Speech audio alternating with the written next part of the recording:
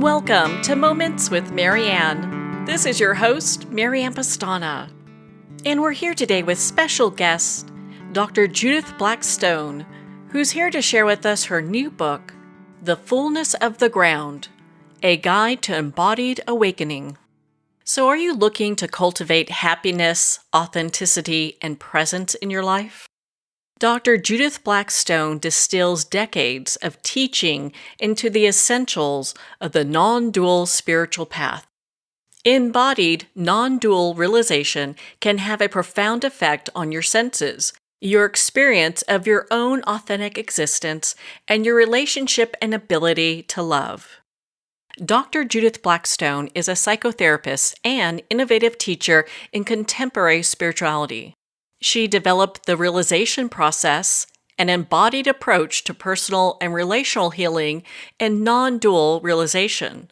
She's the author of Trauma and the Unbound Body, Belonging Here, The Intimate Life, The Enlightenment Process, and The Empathic Ground. So let's welcome to the show, Dr. Judith Blackstone. Thank you very much, Marianne. What an honor it is to have you here and to talk about this book. What inspired you to write this?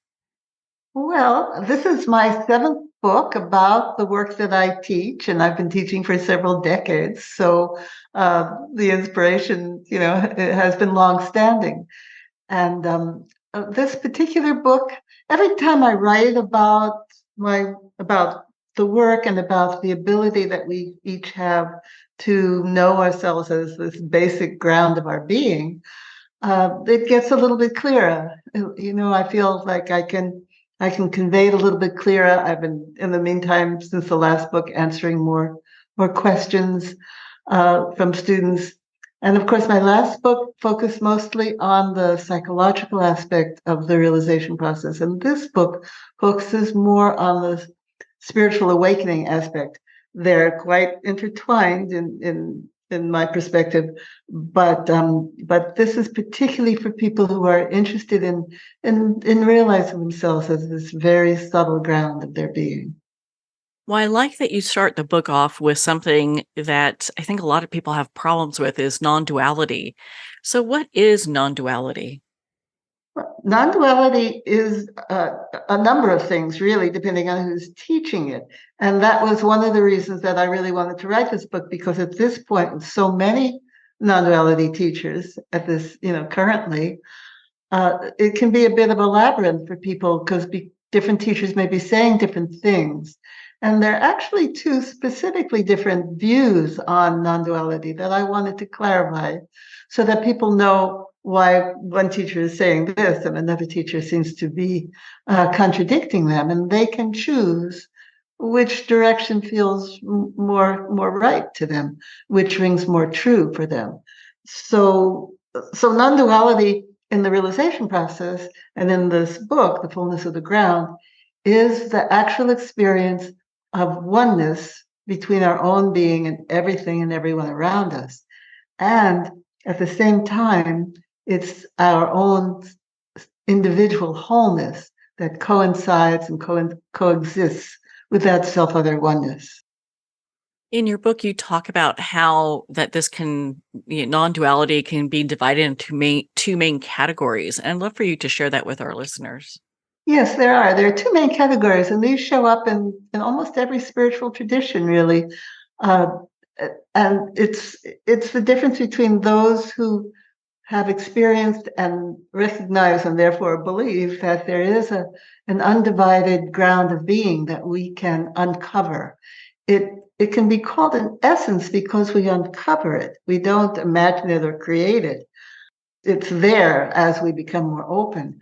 And then there's another whole category of spiritual teachings that believe that there is no basic ground, that there is only that you can only get like a clearer and clearer experience of the changing flux of life.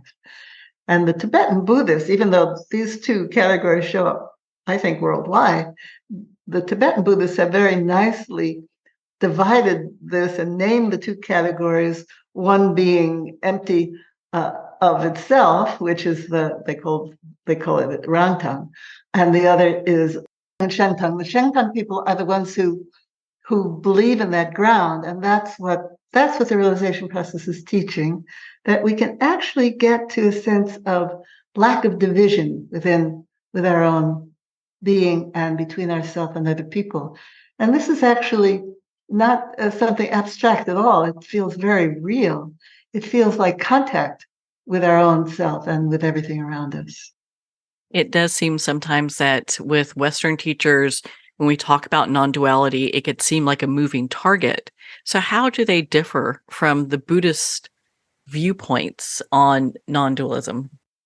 Western teachers are teaching what their teacher taught them. So they do arrive in one of those two categories, empty of itself or empty of everything else, right? So the empty of everything else, the Shentang view, is that we can find this basic ground that pervades everything else. We have both this essence and which is unchanging stillness, and this constantly changing flux of experience at the same time. And as an embodied experience, we actually experience ourselves as both being made of this stillness. It's kind of a luminous stillness, and at the same time being made of all of this changing activity, our emotions, our cognitions, our sensations, the perceptions, life changing constantly. And the more we know ourselves as this stillness, the more we allow for the free flow of this change. Right? The more non-grasping we are. So it's not that the contemporary teachers differ from the traditional teachers. We've all learned from those traditional teachers. We've all found our own way. And when we've come to our own realization, we can reference those teachers as being the roots of our own path and our own realization. Is that the realization process that you talk about in your book? Yes, the realization process is a series of practices that came to me both in healing myself physically and in teaching others uh, as I was in that process. And then as I realized that I was actually uncovering this basic ground of myself, I found that I wasn't alone in that at all. That had been mentioned in spiritual literature for a very long time. And so I began to have more confidence in teaching these practices. This is 40 years on now, right? So I've been doing this for a long time, and the practices keep refining, they keep developing. And that's the realization process, basically a series of very subtle attunement practices for uncovering in ourselves this undivided consciousness. I call it fundamental consciousness in the realization process. And it's a palpable, it's a real experience. It's something we can actually know in ourselves and in the world around us. Do people use this process in order to obtain maybe like a higher spiritual consciousness? We can certainly say that knowing oneself as fundamental consciousness is a higher spiritual attainment. Traditionally, it's been considered a very advanced attainment. But these days, perhaps just simple evolution of humanity, or because of the psychological processes that so many of us have been through, the psychological knowledge that exists in the West, I have found that everyone who comes to me to learn this can uncover this ground in themselves. And I'm not alone in the field in that either, in the non-dual field. There are others also with many students who are able to get to this ground of being. Longchenpa, one of the old Tibetan teachers, in the Middle Ages, he said that if you have more than 8 students, you're not really teaching non-duality. Well, we've come a long way from there, and now we can have more than 8 students, maybe still not, of some kind of worldwide empire, but we can have many students who can reach this spiritual attainment. We hear a lot about people saying that there is no self, and I think that can get really confusing for people. Actually, in my book, I say that the teaching that there is no self can be quite destructive. So there is, in fact, a sense of that we really do exist, and that we even exist as individuals. So I like to be open to any spiritual teaching. I feel like if it exists in the world, it's been helpful to someone. But I have found that the teaching of no self, as it's often interpreted by Western students, and maybe by Asian students as well, uh, can have very destructive repercussions. I've seen people actually trying not to exist, kind of blot themselves out. And that's the opposite of non-duality, in my view. Deep contact with ourselves is what's necessary for non-dual realization, not the erasing of ourselves. In fact, all of our human capacities, our ability to love and to respond in any way emotionally, not just love, to understand the world around us, all of our human capacities become freer, flow more fluidly, become more accessible to us as we realize this underlying undivided ground of being, fundamental consciousness. Well, I learn something new every day. Thank you. So in your book, you talk about the meaning of self, and I'd love for you to dive into that for our listeners.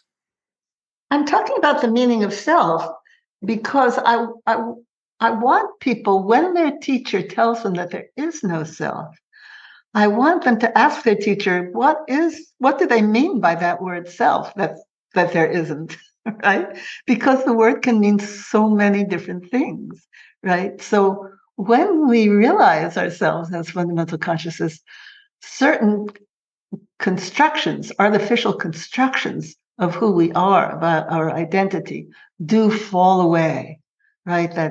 That held posture of I am a good person or I am a teacher, those sort of constructed identities that become chronic patterns in ourselves, those do loosen and dissipate with our realization. So what we might call the false self, yes, that is an illusion. It's something that we have created in order to facilitate our way in the world that we may not need when we have the true contact with our own being, with ourselves. So the word self is just a word. It's used in a lot of different ways, and we are. I mean, what's important is that we can experience that we exist. We are different from one another, and that's what makes relationship rich and meaningful. One of the things that makes life meaningful. We can access our own aspirations, our own gifts, and so forth. So we actually even exist as separate and unique individuals. But beyond that, we have a center, right? We can connect. And this is actually a mysterious thing, that there really is someone there, right, for each of us. Now, it might be the same center in all of us. And I once heard, I think it's actually a common saying amongst Indian teachers, for example, I say I am Judith, you say I am Marianne, but it's the same I in all of us. But still it's I, right? Still for each of us, that center of existing, that integrates all of our faculties, and even more mysteriously, that makes us feel like I am, that we can get to. And I think when we don't know about it, then the spiritual path itself is limited and limiting. So that's my perspective. I know there's a lot of argument about it, and I've entered that debate, but only because I do think it's important that people don't flatten themselves in order to be spiritual, that they don't suppress their emotionality. That's another part of sometimes the teaching of no self, that an enlightened person doesn't respond emotionally to the world. No, that's not true. Enlightened people respond more deeply to the world. People can tolerate that emotional fluidity when they have their whole being. We have more container for it, but the emotionality itself becomes freer, more fluid, deeper, and more meaningful. So So that's really was the impetus behind this particular book, that we can make sense of these different teachings. And if someone is really drawn to the no self, no ground teaching, those two are often intertwined, by the way, no self and no ground, then that's where they should go, no question. But it's important to know that there is this alternative where we actually get deeper contact with ourselves, a sense of authentic existing in each of us. So in the book, I have put this out not just as my own idea or the idea of a few other teachers in the current non-duality field, but I have supported it with quotes throughout the spiritual literature of Zen and Tibetan Buddhism, Hindu Vedanta, Advaita Vedanta, and Kashmiri Shaivism. We can find the teaching of this ground throughout all of the great wisdom traditions, as well as finding the Rangtong view, the no ground view. I know in your book you mention of one teacher that talks about how consciousness makes everything up. And if we go based off of that viewpoint, how does that work with us being able to be personally connected to everything that we're part of? Yes, that's one of the Hindu philosophies, metaphysical philosophies, that everything's actually made of consciousness. That's its true nature. So that when we realize ourselves as made of consciousness, we're actually realizing the true nature of the universe, of our being, and that may be so. The other interpretation of this ground is that what we're actually opening to is our own consciousness, so that we're experiencing our own consciousness at the same time as we experience the contents of consciousness, the changing contents of life. It's very hard to know which of those radically different interpretations are true, right? Is this my own mind along with the content of my mind that I am seeing?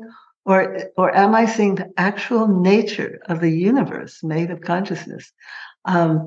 Science, there are scientists hard at work at trying to determine this, so we haven't gotten there yet. Science hasn't gotten there yet. It comes out of as a kind of panpsychism and so forth. So, that view has been around for a long time, but it's hard to know if it's true. However, in the realization process, there are practices for people to do with each other. It's a aspect of the realization process. Most of the practices are to do individually, but there are also what I call the Empathic Ground practices. And those are for couples or for any two people to do together. And when they do, they attune to fundamental consciousness both at the same time. It does feel like we are attuning to the same one consciousness, not to my basic consciousness and your basic consciousness, but actually the feel of it, the experience of it, whether we can trust that or not, is that we are opening to one self-existing consciousness that's just there, the same undivided space in all of us, which would tend to land towards the view that everything is basically and truly made of consciousness. Is that what people describe as oneness or wholeness? Well, oneness and wholeness, that experience you can have it whether or not everything is made of consciousness.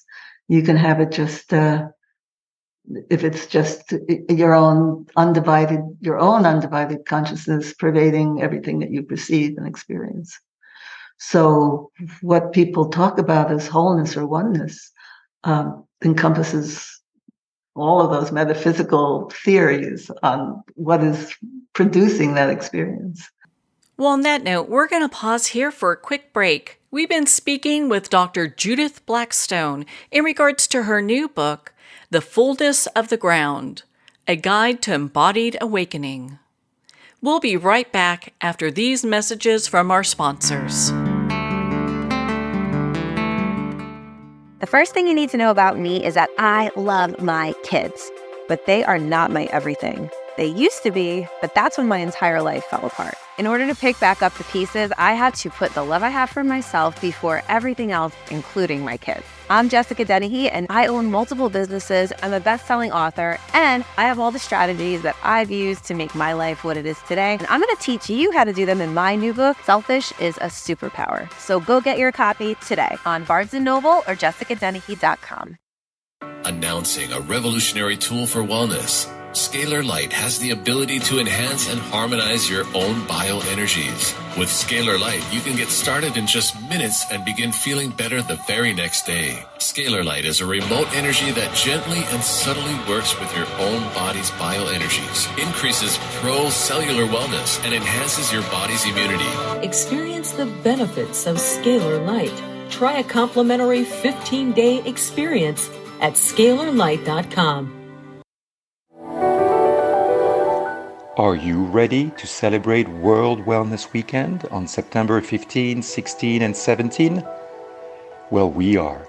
6,000 venues in 147 countries are organizing fun and free activities for you to enjoy with your friends, your family, your colleagues. Look on wellmap.org, WELLMAP.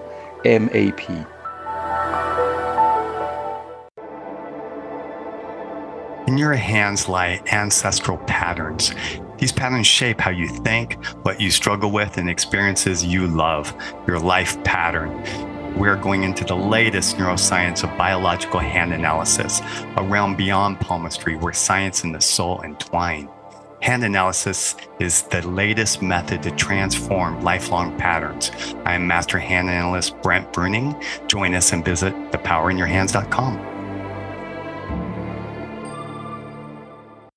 Looking for a page-turner? Cozy up to a fantasy adventure romance trilogy with The Girl in the Toile Wallpaper by Mary Kay Savarese. The second novel in the Star Writers trilogy, The Star Writers Club, is coming soon. Take the journey. Connect with Mary at www.maryksavarese.com. Her books are available on Amazon, Barnes & Noble, and all indie bookstores.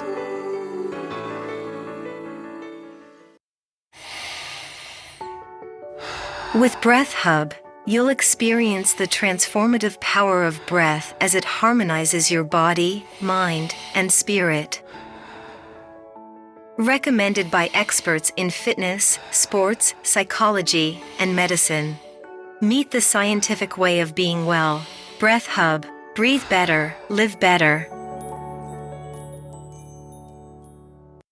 The book Terminal Cancer is a Misdiagnosis, authored by Danny Carroll, is on sale at Amazon now. Licensed psychologist and psychotherapist Tessa Antia-John-Guerra commented, "This is one of the most empowering books on a topic of cancer you will ever read." Award-winning author T.L. Needham commented, "This recommended book can be understood by anyone seeking answers, hope, and alternatives to a terminal diagnosis. Buy it now on Amazon.com. Pandemonium. Fast forward 20 years. A U.S. president seizes control of all U.S. missiles, the power grid, the banking system, and every computer in America as he hides in an underground bunker. Pandemonium, a captivating sci-fi thriller where a hidden war, psychics, aliens, artificial intelligence, and transcendental love collide with the latest media technology. Pandemonium, live to all devices. Get your copy on paperback or digital. Free sample at getpsychic.org.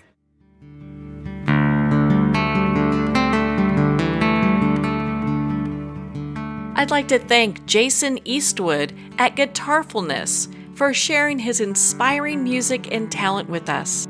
His music is known worldwide for cultivating atmospheres of harmony, inner peace, and clarity. Visit Jason's website at guitarfulness.com. Join his newsletter, be part of his community, and download his music. Welcome back to Moments with Marianne. We're here today with special guest, Dr. Judith Blackstone, who's here to share with us her new book, The Fullness of the Ground, a guide to embodied awakening. So when we talk about wholeness, how does this relate to our spiritual path when we look at the principles of non-duality? Not many non-dual teachings emphasize the individual wholeness that occurs when we realize self-other oneness, when we realize non-duality. Realization process does, and I think it's coming more into the non-dual field, that recognition, along with the recognition that we need to address our psychological constrictions and defenses and destructive patterns in order to clear the way for this realization. That's coming more and more.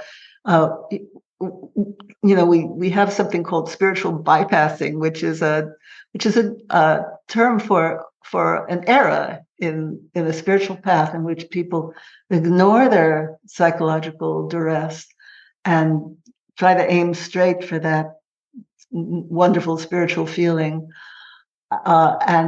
it can only be done for moments at a time. It turns out they fall back into the psychological pain, and in my view, they don't actually get to the ground of oneness. We need to experience oneness inhabiting our own being as well as the world around us.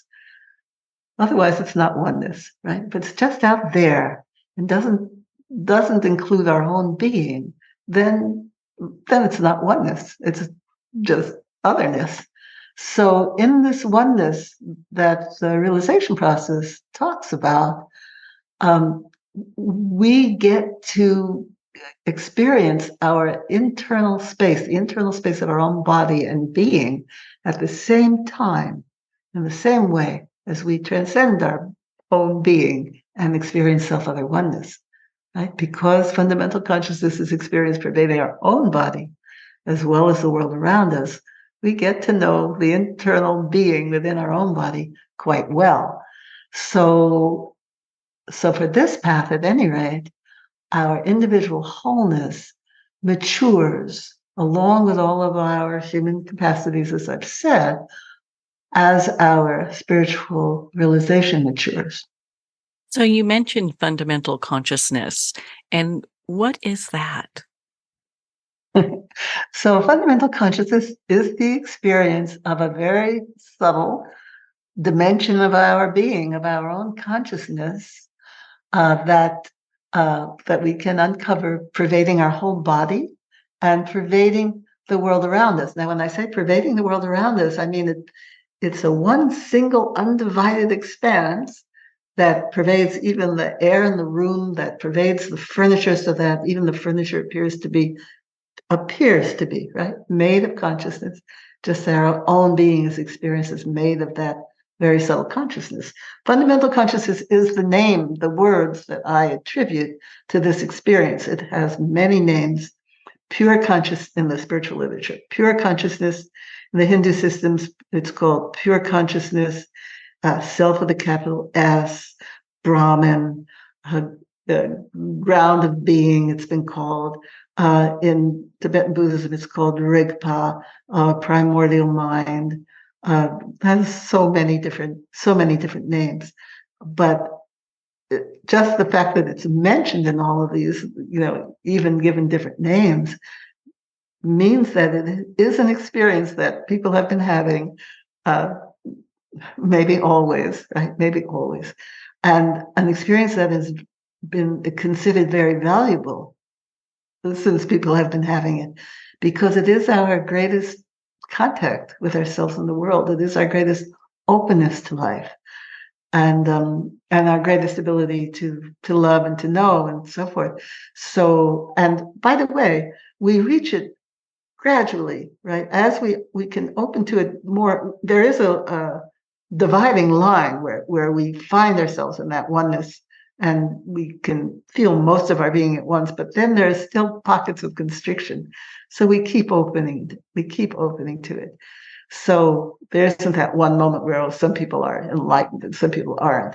No, we can keep opening to it. So some people, yes, can do amazing things, and some people are just enjoying the sense of wholeness and oneness that is the nation, the beginning of that realization. Once we've experienced it, once we've uncovered it, then we can keep doing what is usually psychological work to let go of constrictions that we've created in ourselves in reaction to abrasive experiences, to painful, overwhelming experiences growing up, right? We can release those constrictions that actually keep us from contacting ourselves fully within our body, right? For example, if we have a loss early on and we don't even get to really mourn because the adults are trying to save us from feeling that pain or from, making their pain worse.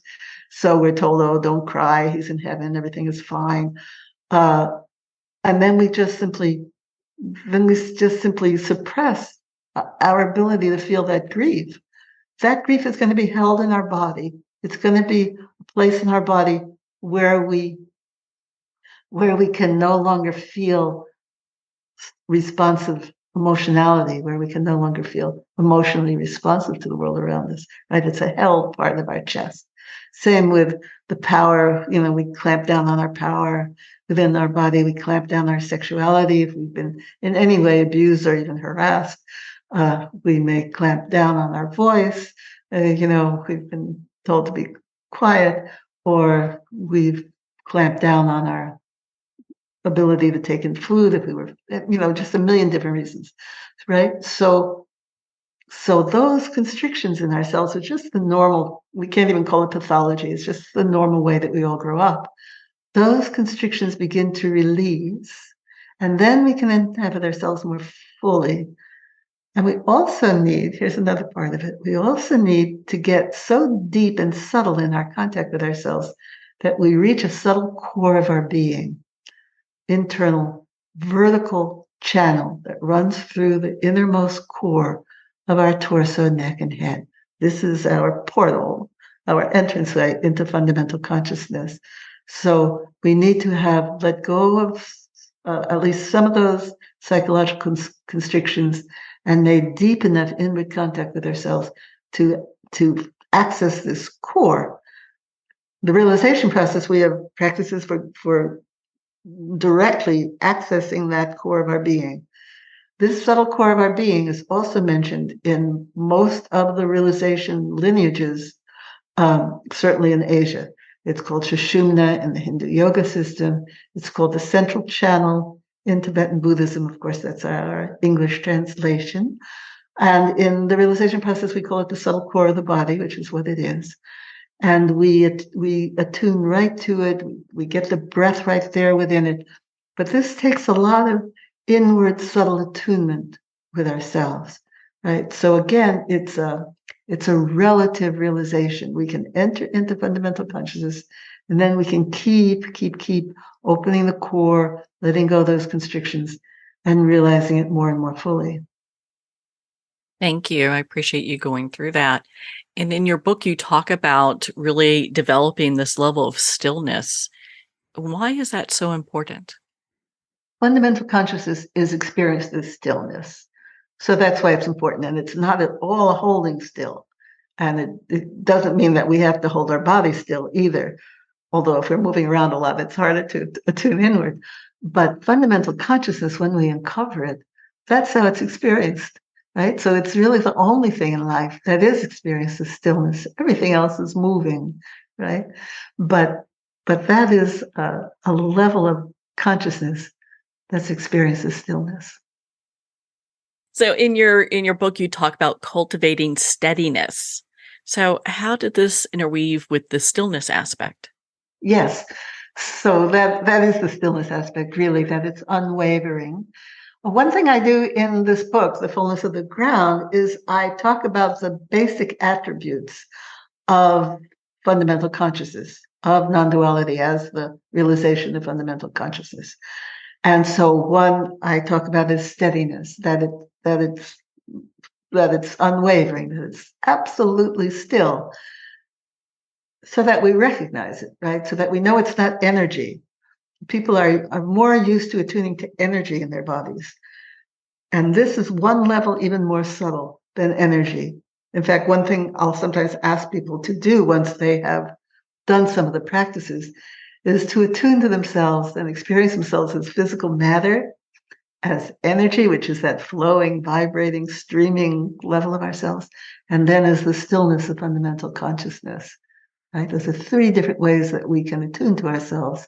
They don't erase each other. In fact, when we know ourselves as the stillness of fundamental consciousness, our energy flows more fluidly through us, and we even get to a aspect of our energy system that is extremely subtle, that co-arises with the stillness of fundamental consciousness. It's hard to grasp intellectually, but we can experience that, right? That's absolute stillness, and also at the same time a little bit of buzz of our what's called spanda and Kashmiri Shaifism, our most subtle energy. Well, and you also go into cultivating depth and fluidity. And I'd love for you to share a little bit about each of those for our listeners. Right.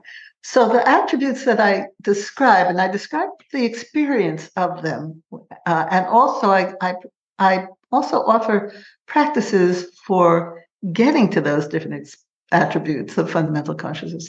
The attributes I describe are wholeness, steadiness, depth, fluidity, and permeability. The depth is the depth of contact that we have with ourselves and with the world around us when we know ourselves as this actually pervading consciousness, this consciousness that pervades our own body, brings us into a depth of experience with ourselves, and we experience it pervading other people, brings us into a depth of contact with them, pervading nature, pervading the trees, pervading the animals, brings us into a depth of contact with everything around us, trees, the deer outside. I don't know if I have deer walking outside my windows, brings us into that deep contact with the world around us. So, I mean, this is what's important. It's not something abstract or far away. It's a deepened contact with ourselves and with our surroundings. The fluidity is that when we know ourselves as the stillness of fundamental consciousness, it's a non-grasping dimension, right? It can pervade, we experience it pervading even furniture because it passes right through, it doesn't get stuck anywhere. And in terms of our experience of ourselves, what that means is that our emotions move more fluidly, our thoughts move more fluidly, right? Our sensations move more fluidly. So that's the fluidity that we come to. Now we can also move more fluidly as fundamental consciousness, but in this book, I'm mostly talking about how we let go of our clamping down on ourselves so that all of our experience becomes more free-flowing, more fluid. The permeability is really the defining aspect of this realization of fundamental consciousness. And to experience it, it means that there's a sense that your own consciousness is pervading not only your body, but the chair. Right? The chair appears to be permeable, made of consciousness. Everything goes through everything, all the way to the very perimeter of our experience. Everything we're experiencing, we experience as pervaded by this slightly luminous, steady, unwavering space. Some people will say, of course, it pervades the whole universe, and then that may be so, but in terms of what we can really know as an experience, it pervades all of our experience. Thank you for taking the time to go through that with us. In your book, you share about non-dual relationship practices. Is that something that's really easy for people to work on together, or is this a journey as in everything else? Interestingly, people get this work quite easily. It's not exactly the realization itself. I mean, these are exercises we attune to fundamental consciousness. And then with repeated practice, it can take a little while to just find yourself there effortlessly. But pretty much everyone can do the practices and get that attunement to fundamental consciousness, even if it's just temporary. And by the same note, they can feel that deep in contact with another person who is also attuning to fundamental consciousness. It's lovely to do with couples because it can help show people where they're open to each other and where they're not. And even if it's a therapeutic situation, show why they're closed off in certain parts of themselves. So it becomes a real explanation and a real revelation of what's going on in the relationship. Why do I have this wonderful sexual connection with this person, but we don't seem to be able to talk to each other? Why do I feel like my partner has no emotional responsiveness to me? It can reveal all of those difficulties, all of those obstacles in intimacy. And it can also help with relationship because as fundamental consciousness, we're in contact with the internal space of our own being. That means that we can actually experience that deep oneness, that deep contact with another person without losing contact with ourselves. So without losing our own desires, without losing our preferences, without losing ourselves in the other person, or without having to close ourselves off to the other person so as not to lose ourselves. So this means that a lot of what we call attachment issues can be remedied, right? It can at least contribute to healing attachment issues because we can actually experience both contact with ourselves and contact with the other person at the same time. Now, living these non-duality principles, is this something that just comes naturally or something we have to focus on a daily basis? It takes practice, right? The realization process is a series of practices where you sit and you attune, you feel that you're in your feet, you feel that you attune to all of these different things. And then after a while of practicing, you just find yourself there.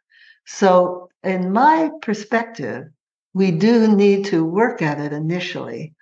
Not all teachers, not all non-duality teachers are currently teaching that. Some say you can just kind of open to it and settle there. But I find that when people just simply kind of let go of themselves, they tend to let go from the surface of themselves into the space around them. But that may not be true for everyone. But I have found that to be mostly the case.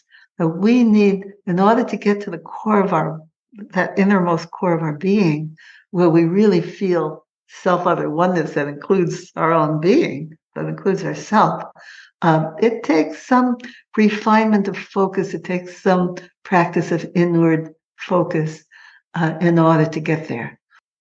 You have such great attunement practices for people to use.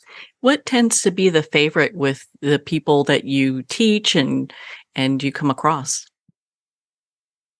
Well, the favorite, that's an interesting question. There's two main practices. One is attunement to fundamental consciousness, in which we work, takes about 35 minutes, in which we work towards inhabiting the whole body and attuning to basic primary qualities within the body, qualities of our humanness. And then we experience the same space within the bodies everywhere around us. Well, that's one of the main practices. The other main practice is the core breath, where people attune directly to that innermost core of themselves. Sometimes people find one or the other easier. The core breath is shorter for sure, but sometimes people will find one or the other easier. But really, both are necessary. There's a grounding practice that a lot of people love because it helps us feel grounded, helps us feel less anxious. So that's one of the auxiliary practices that is very popular with my students. It's called foundational grounding. Well, I understand you have some workshops coming up, some events. I'd love to hear about them. Yes, I do teacher trainings, and the next one up is really all about what's written in this book. It's all about the meditation aspect. I have 3 main teacher certification programs in the realization process. One focuses on meditation, one on embodiment, and one on what's I call healing ground, the psychological aspect of the work. All 3 trainings include the main practices of realization process. but they each have specific practices for the particular focus of that training. So the one coming up starts October 6th, and it focuses on the meditation aspect of the work.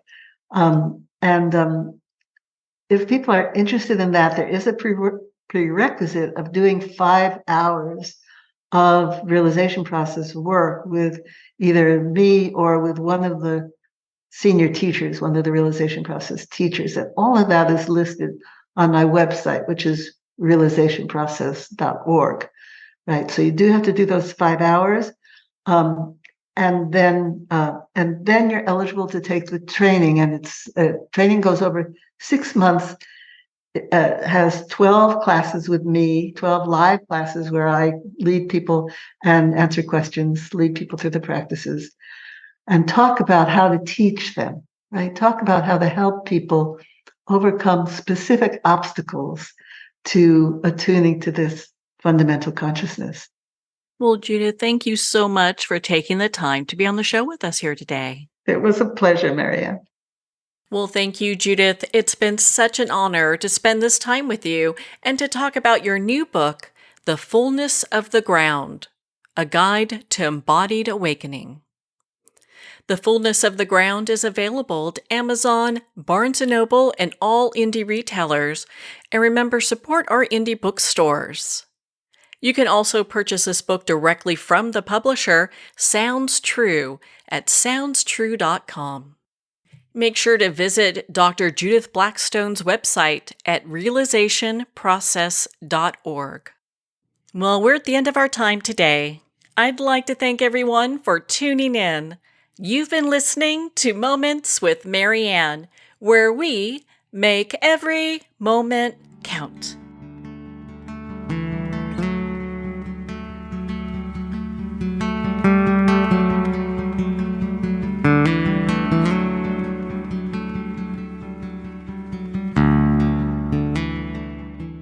In a single moment, your life can change. Moments with Marianne is a transformative hour that covers an endless array of topics with the best of the best. Her guests are leaders in their fields, ranging from inspirational authors, top industry leaders, and business and spiritual entrepreneurs. Each guest is gifted and a true visionary, a recognized leader in her own work, and while teaching others to develop, refocus, and grow, Marianne will bring the best guest and sometimes a special surprise. Don't miss this. You never know just which moment will change your life forever. Make sure to tune in and visit momentswithmarianne.com for more information.